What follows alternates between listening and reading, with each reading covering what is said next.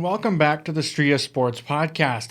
I'm your host, Parker Striha, and on today's episode, we are going to be discussing my final 2022 first round NFL mock draft.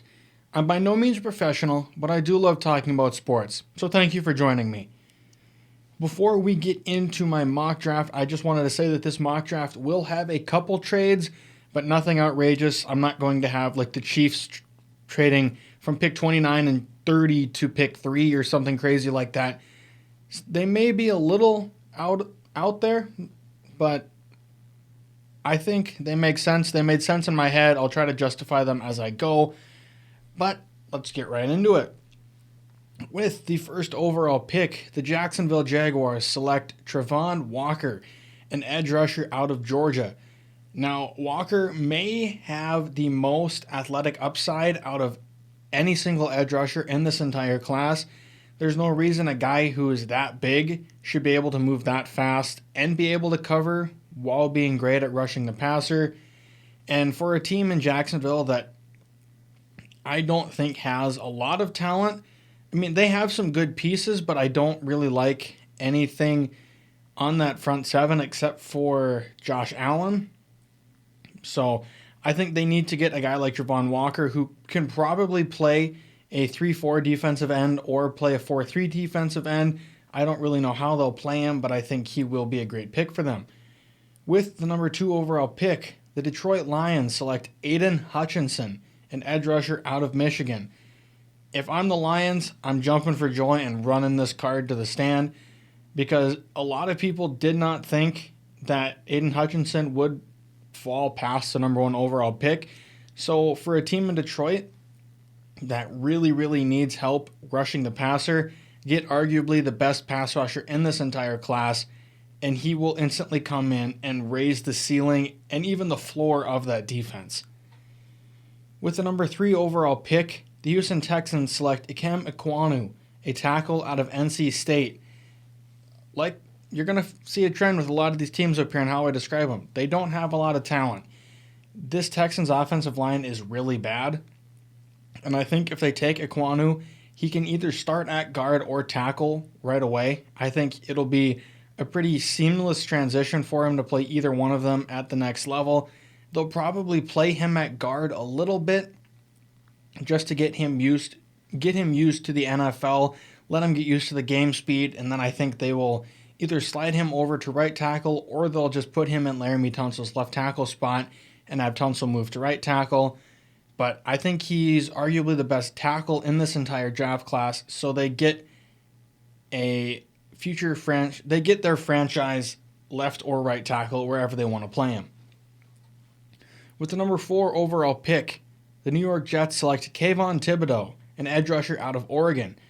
Now, he's a guy that was considered to be the first overall pick just a couple months ago, and now he's fallen to the number 4 overall pick. The Jets, I don't like their pass rush. There are things on that team that I do like and I do think have potential to be great, but their pass rush is not one of them, especially with Carl Lawson's injury history and him being injured right now, I believe. They need a guy who can step in and be that dominant number 1 pass rusher, and I think Thibodeau is that guy. He's instantly going to be an impact player on that defense, and I think Robert Saleh is going to love him. With the number 5 overall pick, the New York Giants select Charles Cross, a tackle out of Mississippi State. Now, this could easily be Evan Neal, but I have heard some stuff that the New York Giants do like Charles Cross a little bit more. He's actually, I think, their favorite tackle in the class. And for a team that needs help on the offensive line, they take Charles Cross, who can play left tackle right away, and they slide Andrew Thomas to right tackle, or vice versa. Cross plays right tackle, and Andrew Thomas plays left. I think it'll be really interesting to see what they do with that, but they get an instant starter at one of their tackle positions no matter where they play him. With the number 6 overall pick, the Carolina Panthers select Evan Neal, an offensive tackle out of Alabama. Now, he has no reason to be that athletic at 6'7", 340. I think he's a monster of a man, and he's extremely athletic. And for the Panthers, who have a massive hole at left tackle, like their left tackle position is awful right now, They get Evan Neal, who's a monster of a man. He can be their instant starter at left tackle and can be their franchise left tackle for years to come. And with the number 7 overall pick, I do have a trade.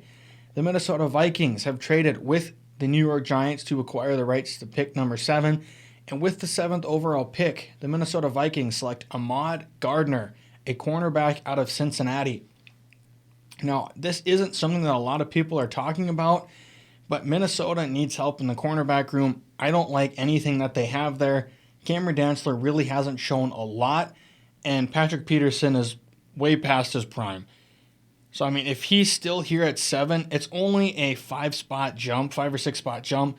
So, the Vikings, they take a shot, get what they think is going to be their franchise corner for the next 10, 15, maybe even 20 years. I don't really know if he'd play 20, but they are taking the chance on the upside on arguably the greatest corner, or the best corner in this entire class. They're only trading up a couple spots. They're not giving up a whole lot, but they take the number 1 corner in this class who's going to be an instant playmaker for that defense. With the number 8 overall pick, the Atlanta Falcons select Malik Willis, a quarterback out of Liberty. Marcus Mariota is not their future. He may be a good bridge quarterback this year, but I don't even know. If they take Malik Willis, I don't think Mariota plays the whole year. I think they'll let Malik Willis develop a little bit, and then they'll kind of give him the reins somewhere towards the end of the year to see what they have in him. And he has arguably the most potential out of every quarterback in this class, and he could easily be the best. Put him with Kyle Pitts, put him with Cordell Patterson, and Calvin Ridley whenever he comes back. And that is a pretty good core for a franchise that is in a rebuild. With the number 9 overall pick, the Seattle Seahawks select Jermaine Johnson, an edge rusher out of Florida State. Now, there are questions about Johnson. A lot of people, there has been a lot of speculation about him. A lot of people aren't sure if he's worth a top 10 pick, but he was arguably the best player at the entire Senior Bowl, showed out at the Combine, and he kind of just skyrocketed himself up draft boards. And for Seattle, a team that needs pass rush really, really bad, get Jermaine Johnson, and he will be a day 1 starter and will probably be the best pass rusher on that entire team day 1. With the 10th overall pick, the New York Jets select Jamison Williams, a wide receiver out of Alabama. Now, he is the best deep threat in the entire class. I think that's pretty safe to say. And from what I've heard, it looks like he's going to be back and healthy come the beginning of the season. So give Zach Wilson a deep threat that he can just roll that ball up to, and Jamison Williams is going to run and get it no matter where it is on the field. I think that's just kind of a smart, best player available pick for the Jets. With the 11th overall pick, the Washington Commanders select Derek Stingley, a cornerback out of LSU. Now, if this was 2 years ago, Stingley would probably be a top 2 pick. Freshman Derek Stingley was one of the greatest cornerbacks in college football ever. And to have him at 11, I think Washington is they're just extremely excited to be getting him at pick 11. He is still one of the best corners in the entire class, whether there are questions about him or not. And for a team in Washington that has the front 7 to compete, they need help on that back end, and Stingley could easily be that guy if they can unlock that potential and bring him back to what he was in his freshman year. With the 12th overall pick, the New York Giants select Kyle Hamilton, a safety out of Notre Dame. Now, there has been a lot of questions with Kyle Hamilton. He's kind of fallen down a lot of people's draft boards, but I have the Giants taking him at pick 12, sort of a best player available scenario. I don't know if he'd really play deep safety for them, but he can play some safety, he can play some linebacker for them, and I think he overall just raises the ceiling of that defense. Overall, he just makes that defense better. And for a team for a division, the NFC East, that is kind of any team's division to win, I think this is just a best case scenario pick for the Giants. They're just trying to make that team better so they can compete in the future. And with the 13th overall pick, I have another trade. The Green Bay Packers have traded with the Houston Texans for the right to the 13th overall pick. And with the 13th overall pick, the Green Bay Packers select Garrett Wilson, a wide receiver out of Ohio State.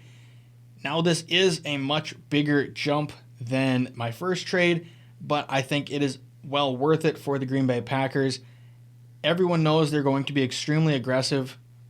They at least think they're going to be extremely aggressive in getting a wide receiver in the draft one way or another. And Garrett Wilson is arguably the best pure wide receiver in this entire class. Green Bay trades up for him, gets Aaron Rodgers, his wide receiver one for this year and next year, or really however long he decides to stay. And I think if Garrett Wilson goes to Green Bay, he should be one of the odds-on favorite to win the Offensive Rookie of the Year, just because he's going to put up insane numbers with Aaron Rodgers. With the 14th overall pick, the Baltimore Ravens select Trent McDuffie, a cornerback out of Washington. Now, he may not be the biggest cornerback, and that is kind of where a lot of the questions lie with Trent McDuffie. And I think he's kind of the perfect fit for Baltimore. He is a little bit smaller, but his ball skills are insane. So for a team that has Marlon Humphrey and Marcus Peters on the outside, put Trent McDuffie in the slot, and you have one of the best cornerback trios in the league. And I think they're going to terrorize opposing offenses. He's one of the best defensive backs in the entire class. So sending him to Baltimore is kind of just a rich get richer move. And with the 15th overall pick, the Philadelphia Eagles select Devontae Wyatt, a defensive tackle out of Georgia. Now, he had one of the greatest combines ever from a defensive tackle, and Philly is taking him just to future-proof that defensive tackle position. Fletcher Cox most likely will not be back next year, so they get Devontae Wyatt, who, although he may be a little bit on the older side for a rookie, he provides probably the most pass rush out of any of the defensive tackles in this entire class. And I think he'd slide in and would be not an instant starter, but he would be an instant impact maker for that defense. He would wreak havoc on opposing offensive lines, along with guys like Hassan Reddick, Fletcher Cox, Javon Hargrave. The list goes on and on. I just think that's a best case scenario pick for the Eagles. With the 16th overall pick, the New Orleans Saints select Trevor Penning, an offensive tackle out of Northern Iowa. Now, there are also a lot of questions about Penning. He's most likely going to be a penalty machine, is what a lot of people are saying. He's still extremely raw, but I believe he is either the most or the second most athletic tackle to ever get drafted. Like, he's insane. If you look at his RAS score, it's either one or two an offensive tackle like ever. And for a team in New Orleans that really, really needs a starting left tackle, they take a shot on Penning and just hope it works out. With the 17th overall pick, the Los Angeles Chargers select Zion Johnson, a guard out of Boston College. The argument can be made that he's the best interior offensive lineman in this entire class, and LA really doesn't have a lot at their guard positions. So, I think this is kind of just a no-brainer pick. They have the center, they have their left tackle. Get Zion Johnson, who can play either guard position, or they could maybe even slide him out to right tackle, and you're just kind of future-proofing that offensive line so you can protect Justin Herbert for years to come. And with the 18th overall pick, the Philadelphia Eagles select Daxton Hill, a defensive back out of Michigan. And I say defensive back because Hill can play corner. He can play outside corner, slot corner, safety. He could really play anything that you ask him to. And I think that's going to be extremely valuable for a team like Philadelphia, who doesn't really have an outside corner other than Darius Slay. And I also don't really like their safety group at all. So Hill, I think, would be an instant starter at either corner or safety for the Eagles. And that's just kind of not necessarily a win now move, but that's a move that's going to help them win sooner than later. The offense needs to figure it out, but I think the defense is really coming along, especially if they get Devontae Wyatt and Daxton Hill in this year's draft.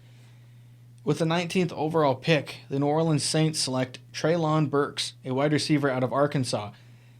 Outside of Michael Thomas, there's really nothing going for the Saints at the wide receiver position. Get Treylon Burks, who is one of the best in the class, and I think he will also put up insane numbers as a rookie. With the 20th overall pick, the Pittsburgh Steelers select Kenny Pickett, a quarterback out of Pittsburgh.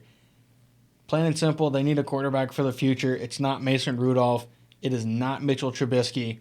Get Kenny Pickett, who is arguably the most pro-ready quarterback in this year's draft class. You don't have to start him for the first couple weeks. Let Mitchell Trubisky or whoever start for the first 3 or 4 weeks, and then give the ball to Kenny Pickett and let him go to work. And I think he is the Steelers' best chance at making a playoff push. With the 21st overall pick, the New England Patriots select George Karlaftis, an edge rusher out of Purdue. Another team that I just don't like what they have when it comes to pass rushers, and I think George Karlaftis would be an instant starter for them. He just kind of feels like a Patriots player. I know that doesn't really make sense, but I mean, if you know, you know. I think he kind of just fits what the Patriots want, and I think he would be an impact player for them right away. He would probably be one of their starting defensive ends from day one, unless he has a really, really bad training camp and everything, but I don't see that happening. Just kind of a best player available pick for the Patriots. I think they'd be very happy with that. With the 22nd overall pick, the Houston Texans select Drake London, a wide receiver out of USC. Now, he's a guy that a lot of people think could go top 10, but I have him falling to pick 22. And with the Houston Texans taking him, I think he's going to be that deep ball, that jump ball guy that the Texans don't really have. They have their small, fast guy in Brandon Cooks, who is sneakily one of the better receivers in the entire league. So get Drake London, who you can send him downfield and just throw that ball up, and there's a good chance he's going to come down with it most of the time. Athletic freak, and had he not gotten injured, he probably would have put up one of the greatest receiving seasons of all time this past year in college. With the 23rd overall pick, the Arizona Cardinals select Jordan Davis, a defensive tackle out of Georgia. Now, I don't see him falling to 23 in the real draft, but if he is here, I think the Cardinals need to run this card up. He's way too athletic and he's way too good to let fall anymore. He had one of the greatest combines for a defensive tackle ever. There's no reason a guy who's 6'6", 340 should run as fast as he did. So the Cardinals don't have a lot when it comes to pass rush, and I don't know how valuable he's going to be as a pass rusher, but you put him next to a guy like J.J. Watt, and I mean, it'll just kind of go from there. They'll work off of each other, and I think it'll be a perfect pairing for the Cardinals. With the 24th overall pick, the Dallas Cowboys select Tyler Smith, a tackle out of Tulsa. This may be an unconventional pick. It may be too early for some people, but I think Tyler Smith is a perfect fit and pick for the Cowboys. They don't have really anything at right tackle. I don't like their center. Left guard I have some questions on. Tyron Smith at left tackle, I have some questions on. I think Tyler Smith comes in and starts immediately for the Cowboys at probably that right tackle spot. And if something happens with Zach Martin, he can play right guard, but I don't see anything happening with Zach Martin. So I think it's just the best player available pick for them. He'd be an instant starter at right tackle. With the 25th overall pick, the Buffalo Bills select Kaiir Elam, a cornerback out of Florida. Another guy that tested extremely well at the Combine this year, ran extremely fast for how big he is, and for a team like Buffalo that needs cornerback help and depth, not health, outside of Tre'Davious White, I think Kaiir Elam is a no-brainer. They just get one of the best corners in the class that they can trust on an island when Tre'Davious White is on a number one receiver. It just gives them two corners that they can trust on an island and they just won't have to worry about. Plain and simple. With the 26th overall pick, the Tennessee Titans select Desmond Ridder, a quarterback out of Cincinnati. This is probably a pick that a lot of people aren't going to like, but I can see it happening. Ryan Tannehill, I think, is 34 or 35, and not a lot of people seem to know that. And next year, his contract is extremely easy to get rid of. So I think this is kind of a no-brainer. Take Desmond Ridder, who a lot of people have compared to Ryan Tannehill anyways. But take Ridder. He doesn't have to play at all this year. He can learn behind Desmond Ridder. He can learn on that team. He can build chemistry. He can just it will pretty much just be a learning year for Ridder. And then they can move on from Ryan Tannehill next year, and Ridder can be the starter next year, and I think he will do extremely well. With the 27th overall pick, the Tampa Bay Buccaneers select Logan Hall, a defensive lineman out of Houston. That defensive line really doesn't have a lot going for it except for Vita Vea. So take a guy like Logan Hall who can play either defensive end spot for them and can do it at an extremely high level. And this is just kind of, he may not be the best player right now. He may not be great right now. But for the Bucs, I think this pick is just, they're trying to future-proof their team because this is probably their last year with Tom Brady. So they need to put as much talent on both sides of the ball if they want to make a push at a Super Bowl. And I think Logan Hall is one of the most talented defensive linemen in this entire class. With the 28th overall pick, the Green Bay Packers select David Ojabo, an edge rusher out of Michigan. He's a guy that's probably not going to play much during the regular season unless he heals extremely fast, which, I hope and pray for him that he heals because Achilles injuries are not an easy injury.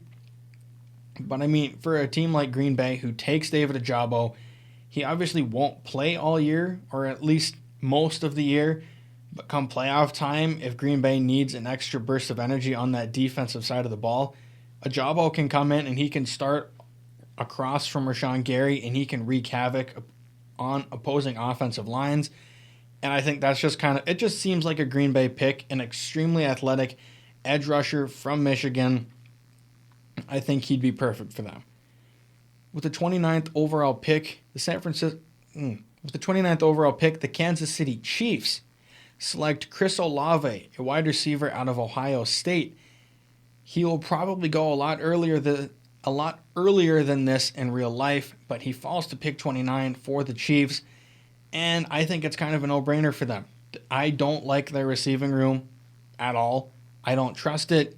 Not a lot of those guys. I don't think any of those guys can be wide receiver ones, but I think Olave can. I think he can handle the touches and the catches that he would get in Kansas City, and I think he and Patrick Mahomes would love playing together right away. With the 30th overall pick, the Kansas City Chiefs select Jalen Petrie, a defensive back out of Baylor. Like Daxton Hill, he's another guy who can play corner and safety, and I think that's perfect for a team like Kansas City that I don't really trust what they have going on in their secondary, especially after they let Tyrann Mathieu walk. With the 31st overall pick, the Cincinnati Bengals select Tyler Linderbaum, a center out of Iowa. They need a future center. He is arguably the best center to come out of the draft in a very long time. So for a team in Cincinnati that badly needs to protect Joe Burrow pretty much with their lives, because their quarterback's health is at stake if they don't protect him. Get Linderbaum, and he can be the cornerstone of that offensive line for the years to come. And I think he and Joe Burrow, if they can build chemistry, every quarterback needs a good center, and I think this is going to be one of the best centers in the league right away. And with the 32nd overall pick, the Detroit Lions select Nakobe Dean, a linebacker out of Georgia. While he may be a little bit undersized for some people, he comes from a winning culture, a winning program. Although they've only won the one national championship that they just won, I think I think Detroit is going to love him, and I think he's going to bring that winning culture to Detroit.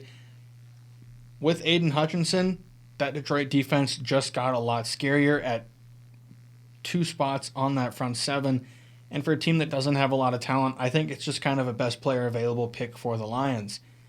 But as always, I'm your host, Parker Striha, and this has been the Striha Sports Podcast. Our random sport fact of the day is that the Detroit Lions drafted quarterback Joey Harrington with a 3rd overall pick in the 2002 NFL Draft. As always, thank you for tuning in, and don't forget to hit that notification bell for whenever a new video gets posted.